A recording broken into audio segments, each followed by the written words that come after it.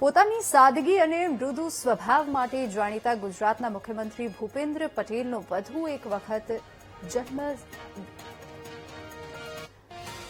જનસામાન્યને સ્પર્શી જાય તેવો અંદાજ જોવા મળ્યો છે। ઉનાળાની કાળઝાળ ગરમી વચ્ચે મુખ્યમંત્રી ભૂપેન્દ્ર પટેલ કોઈ ખાસ પ્રોટોકોલ કે કોઈ મોટા ભપકા વગર એક સામાન્ય નાગરિકની જેમ ગાંધીનગરના માર્ગો પર નીકળ્યા હતા। તેઓ પોતાના પરિવારના સભ્યો સાથે પાટનગરની જાણીતી રિલાયન્સ ચોકડી પાસે આવેલા બરફના ગોળાની લારી પર પહોંચ્યા હતા અને મોડી રાત્રે ઠંડા ઠંડા બરફના ગોળાની મજા માણી।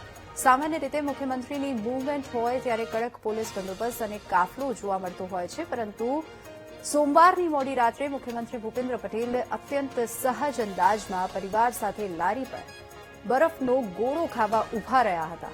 મુખ્યમંત્રીને પોતાની સામે જોઈને ત્યાં હાજર અન્ય ગ્રાહકો અને સ્થાનિક નાગરિકો ક્ષણભર માટે આશ્ચર્યચકિત થઈ ગયા હતા અને મુખ્યમંત્રીએ પરિવાર સાથે ત્યાં અલગ અલગ ફ્લેવરના દેશી બરફ ગોળાની મજા માણી હતી અને ઉનાળાની રાત્રિની ઠંડકનો આનંદ લીધો।